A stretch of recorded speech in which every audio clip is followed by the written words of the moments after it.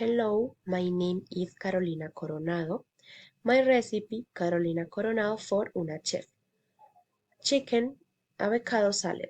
Ingredients: cold and shredded chicken breast, ripe avocado, fresh lettuce, cherry tomatoes, and vinaigrette. Step of the process. First, I take a large bowl and put the well then chopped lettuce in. Next, I add the cherry tomatoes, which I cut in half. Then I incorporate the shredded chicken into the bowl.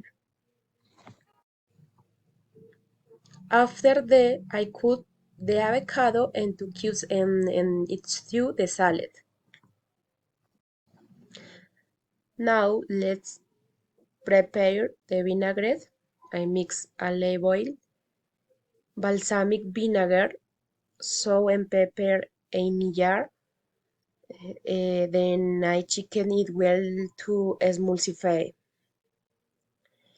Finally, I pour the vinaigrette over the salad and gently toast to coat all the ingredients with the dressing. A fresh and delicious salad. Thank you.